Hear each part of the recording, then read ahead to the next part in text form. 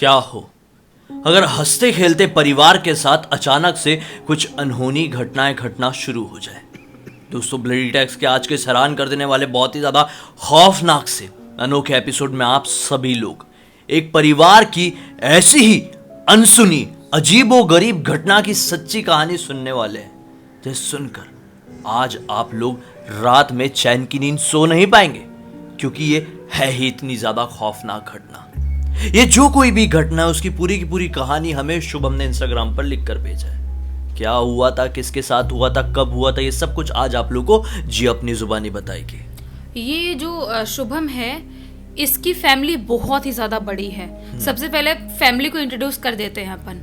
ये जो शुभम है, ये इसकी नानी, इसकी सारी मासी, इसके मामा लोग, इसकी मम्मी, सब लोग कभी भी कुछ भी फंक्शन पड़ता था तो सूरत में जाया करते थे नानी के चाचा के घर पे।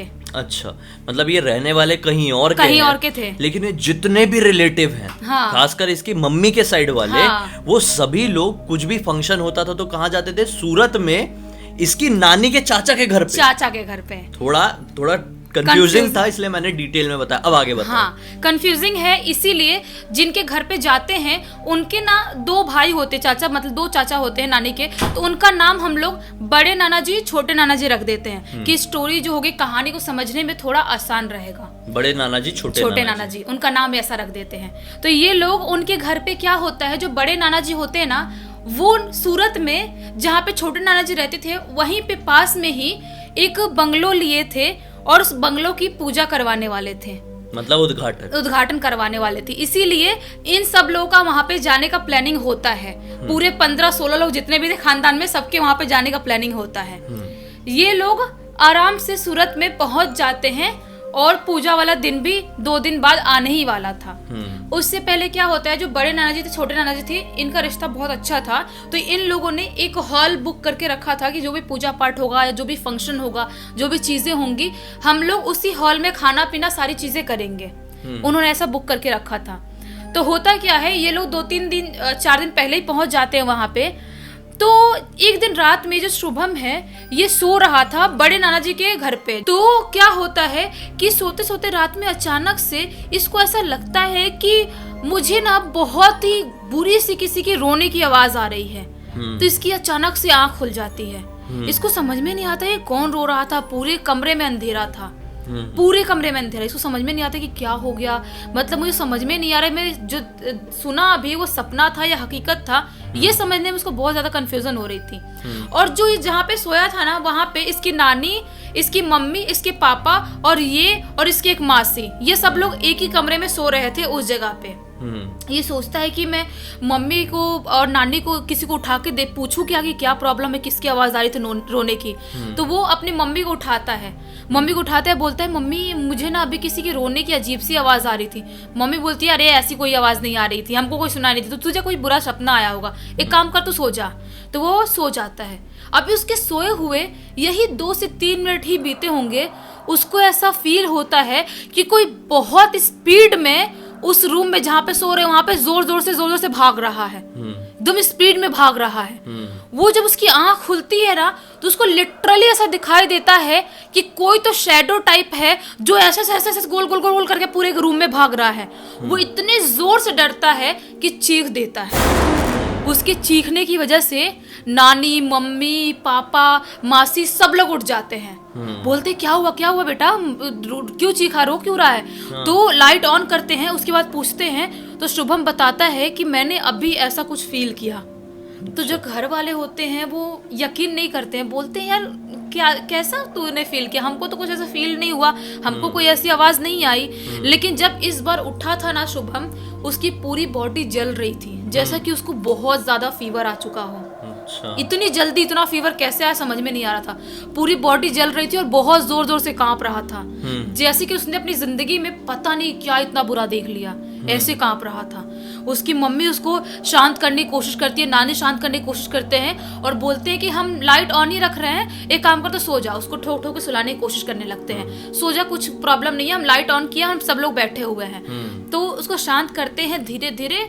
आधे घंटे बाद वो शांत होता है और फिर वो सो जाता है, उसको नींद आ जाती है। उसको नींद आती है, उसके बाद उसको नहीं पता कि कब लाइट बंद कर देते हैं और बाकी लोग सोने के लिए चले जाते हैं। लेकिन जब वो सुबह उठता है उसके बाद उसको कुछ बहुत बुरा सुनने के लिए मिलता है। क्या सुनता है कि उसकी नानी रात के टाइम में किचन में बेहोश पड़ी हुई थी। किसी को समझ में नहीं आता है उसको कि नानी कैसे बेहोश पड़ी हुई थी। जब उठता है सो के तो सबसे पूछने की कोशिश करता है तो नानी और घर वाले बाकी लोग बताते हैं कि रात के टाइम में जब सब लोग सो रहे थे, ये सब कुछ कांड होने के बाद तेरे साथ, उसके बाद नानी को प्यास लगती है तो नानी सोचती है मैं जाती हूँ किचन से पानी लेती हूँ, पी लेती हूँ, नहीं तो पेट में जलन जैसा होने लगता है अगर पानी नहीं पियो तो वो जाती है किचन में पानी लेने के लिए। तो नानी को किचन से ना बहुत ही गंदी कुछ स्मेल आती है, जैसे कि कोई बहुत ही गंदा जल चुका है, कोई इंसान जल गया वैसी स्मेल आती है। इतनी गंदी स्मेल, उनको समझ में नहीं आता है कि इतनी गंदी स्मेल कहाँ से आ रही है। जो किचन का विंडो था ना वो बंद था ऑलरेडी, और कहीं से भी ऐसा कोई दरवाजा नहीं खुला हुआ था कि बाहर से कुछ जलने की इतनी गंदी बदबू आए। अभी वो बोलने ही वाली थी अपने मतलब बेटी को और दामाद को और बाकी लोगों को उठाने ही वाली थी बोल के कि किचन से इतनी गंदी स्मेल क्या आ रही है। उससे पहले ही वो क्या पाती हैं, जो फ्रिज था ना किचन में, फ्रिज के पास 2 लोग खड़े हुए हैं, और जो 2 लोग खड़े हैं ना उनकी बॉडी बहुत ही ज़्यादा भयानक और बहुत ही ज़्यादा गंदी दिखाई दे रही है। मतलब कि उनकी जो बॉडी थी ना ऐसे जली हुई थी, एकदम गंदी से जल के, ऐसा मांस का पूरा ऐसा लटक रहा होता है ना वैसा लटका हुआ था, उनका पूरा फेस लटका हुआ था और उनके बॉडी से बहुत ही गंदी स्मेल आ रही थी। ये जो मंजर देखती है ना नानी, वहीं पे गिर के बेहोश हो जाती है। और उसके बाद उनको नहीं पता कि उनके साथ क्या होता है। सुबह सुबह जब नानी की आँख खुलती है, डॉक्टर आते हैं, ट्रीटमेंट करते हैं, उसके बाद अच्छा ये सारी बात शुभम को पता चलती है तो और डर जाता है, सोचता है कि मतलब नानी के साथ ऐसे कैसे हो गया, मतलब क्या हो गया। लेकिन नानी एक और बात बताती हैं। नानी बताती हैं कि जब मेरे बेहोश होने से पहले वो जो 2 लोगों को मैंने देखा था ना, वो लोग कुछ अजीबोगरीब भारी सी आवाज में बोल रहे थे कि चले जाओ यहाँ से, नहीं तो तुम सब मरोगे, तुम में से कोई भी जिंदा नहीं बचेगा, ऐसी आवाज आ रही थी। अच्छा। तो किसी को कुछ समझ में नहीं आता। अब लोगों को लगता है कि नानी तो झूठ बोलेंगी नहीं, बूढ़ी है, ऐसा झूठ बोलेंगी नहीं, आखिर वो था क्या। लेकिन किसी किसी को बाकी लोग इतना विश्वास नहीं करते, सबको लगता है कि हो सकता है इनकी उम्र ज्यादा है इसीलिए बेहोश हो गई होंगी, वहम हुआ होगा। हाँ, लेकिन ये एक के साथ थोड़ी हुआ था, शुभम के साथ भी हुआ था, नानी के साथ भी हुई है यही चीज। उसके बाद इनका आता है पूजा वाला दिन, जिस दिन उस हॉल में पूजा रखा गया था, जहाँ पे बोला था ना हॉल बुक किए थे कि बहुत बड़ा खानदान है, बड़े नाना के घर के पूजा था, जो बंगलो लिए थे नया बंगलो उसके लिए। तो वहाँ पे हॉल में सब लोग पहुंच जाते हैं पूजा पाठ करने के लिए, जो फंक्शन था फंक्शन अटेंड करने के लिए। बहुत बड़ा खानदान, बहुत रिश्तेदार आए, सब लोग पहुंच जाते हैं।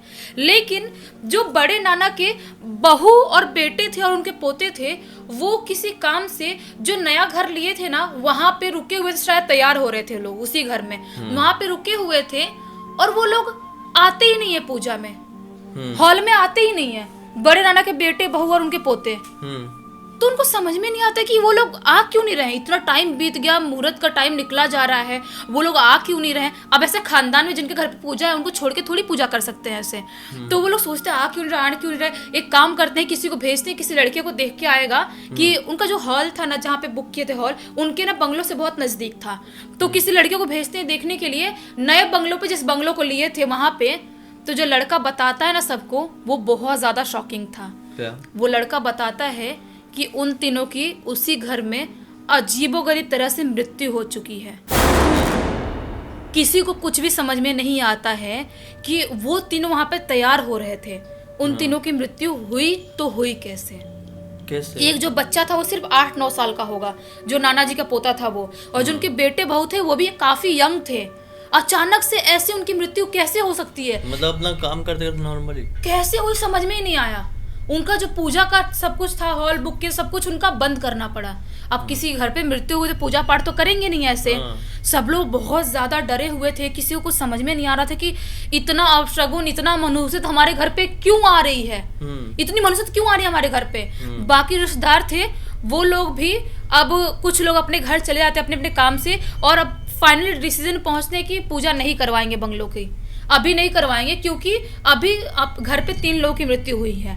उसके बाद क्या होता है, जो इन लोगों का काम क्रिया करते हैं उसके 10-12 दिन बाद जो बड़े नाना जी थे ना, जो नया बंगलो जिसकी पूजा करने वाले थे, उसके टेरेस पे ऐसे ही वॉक कर रहे थे, ऐसे ही सोचते सोचते वॉक कर रहे थे। गम में भी थे, उनके बेटे बहू पोते कोई नहीं रहा, ऐसे ही वॉक कर रहे थे। अचानक से वॉक करते करते उनका पैर पता नहीं कैसे फिसलता है, सीढ़ियों से गिरते गिरते गिरते सीधा नीचे आते हैं। मतलब एक के बाद एक ये सब चीजें हो ही रही हैं हाँ, घर पे। उसके बाद जब उनको हॉस्पिटल में एडमिट किया जाता है, उनका पूरा हाथ पैर सब फ्रैक्चर हो चुका था।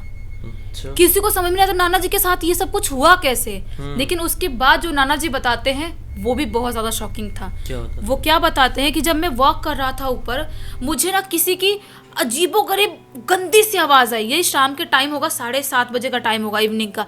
किसी की बहुत अजीबोगरीब आवाज आई कि चले जाओ यहाँ से, तुम लोग कोई जिंदा नहीं बचेगा, चले जाओ यहाँ से। कुछ अजीबोगरीब आवाज आई, सुनने की कोशिश कर रहे कौन बोल रहा है, इधर उधर ऐसे मुंह घुमा रहे, देखने की कोशिश कर रहे हैं। तभी उन्होंने क्या फील किया, किसी ने मुझे ऐसे जोर से धक्का मारा, और धक्का मारने की वजह से वो सीधा नीचे गिर गए। उसके बाद उनको नहीं पता कि क्या हुआ। सब लोग शॉक्ड, मतलब क्या क्या फील करे, क्या बोले, किसी को समझ में नहीं आ रहा था।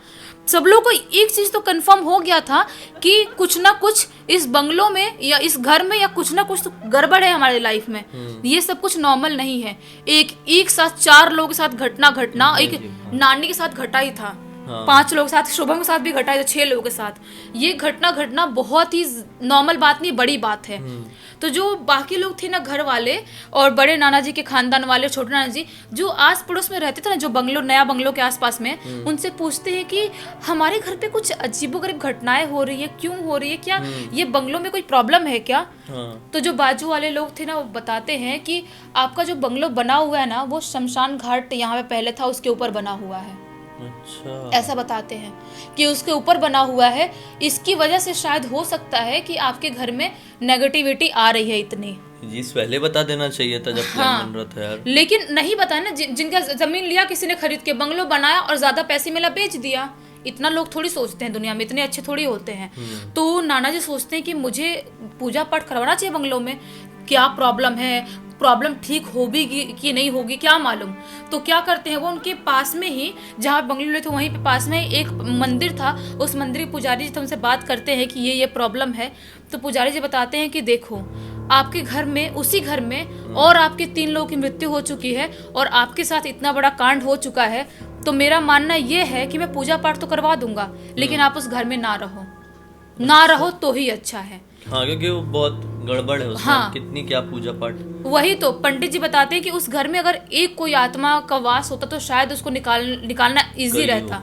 हाँ, लेकिन वहाँ पे बहुत सारी आत्माओं का वास है, उनको वहाँ से निकालना बहुत आसान नहीं है। ऑब्वियसली कब्रिस्तान के ऊपर था। हाँ, तो शमशान घाट के ऊपर बना हुआ था। तो वो लोग सोचते हैं कि एक काम करते हैं, हम लोग बंगलो छोड़ ही देते हैं और जहाँ पे रह रहे थे पहले वहीं पे आसपास में दूसरा घर देख लेते हैं। उसके बाद नाना जी वो बंगलो छोड़ देते हैं और शायद अभी बेच भी दिए होंगे, क्या मालूम, बेचना होगा तो नहीं बेचे नहीं पता, लेकिन दूसरी जगह जाकर शिफ्ट हो जाते हैं, रहने लगते हैं। लेकिन एक बार ऐसे ही नाना जी घूमने के लिए उस बंगलो में जाते हैं ना, ये सब कुछ कांड होने के 1 या 1.5 साल बाद उस बंगलो में ऐसे ही घूमने के लिए जाते हैं। उसके बाद ना वो उस बंगलो से वापस ही नहीं आते हैं, वापस ही नहीं आते हैं। जब सब लोग ढूंढते हैं नाना जी को, कहाँ चले गए, और घर वाले ढूंढते ढूंढते उस बंगलो में पहुंचते हैं, तो नाना जी की मृत्यु उस बंगलो के अंदर ही हो चुकी थी। बाप रे। जो नाना जी के हाथ पैर फ्रैक्चर हुआ था, बड़े नाना जी का, उनकी ही मृत्यु। मतलब जिनका घर था इन शॉर्ट। हाँ, सोचो, मतलब उस घर ने इतना सब कुछ कांड किया है, इतनी मौत हुई है उस घर में, तो शायद मुझे नहीं लगता कि अभी वो बंगलो होगा उनके पास, शायद बेच दिए होंगे या क्या है, हमको नहीं पता। बाप रे, लेकिन ये घर लोगों की जान क्यों ले रहा था? हाँ। ये समझना थोड़ा मुश्किल है। बहुत मुश्किल शायद है। ऐसा हो सकता है कि उस घर में कोई खतरनाक वाली प्रेत आत्मा जुड़ी हुई थी, या हो सकता है कि जो शमशान घाट वहाँ पे था और जो आत्माएं वहाँ पे थी, उस जगह को अपना घर समझती थी और इन लोगों ने उनका घर तोड़ दिया।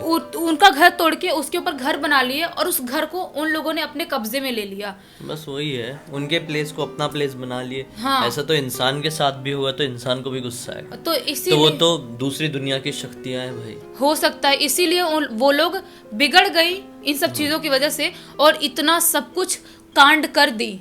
मतलब ये बहुत शॉकिंग है, एक घर में इतना सब कुछ बड़ा कांड होना, इतने लोगों की मौत होना, मतलब सोचो, इमेजिन करो, जिसके साथ होता है सिर्फ वही महसूस कर सकता है, हर इंसान नहीं कर सकता। ये खौफनाक और दर्द भरी कहानी तो थी ही, बहुत बहुत। लेकिन इससे एक बहुत बड़ी सीख भी मिलती है। हाँ, सीखिए कि कुछ भी हो जाए दूसरी शक्तियों के बीच में मत आओ, नहीं आना उनके रास्ते में, उनकी जगह में, उनके एरिया में उन्हें छेड़ने की कोशिश मत करो, चाहे वो जानबूझकर हो या फिर अनजाने में ही क्यों ना। और अगर आप घर कहीं पे खरीदते हो, कोई बंगलो हो या फ्लैट हो, तो उसका पास्ट क्या है सबसे पहले वो जानना जरूरी है भाई, वो जानना जरूरी है, क्योंकि वो उन्होंने बंगलो अच्छा दिखा उनको, उन्होंने खरीद लिए। अगर उसके बारे में पहले से पता लगाए होते तो शायद जाते भी नहीं रहने, जाते भी नहीं, और उनके साथ ये सब कुछ होता भी ना, उनके साथ होता ना उनके पोते और उनके बहू बेटे के साथ होता। बताओ, सोचो यार जिसकी किस्मत में जो होता है वही होता है।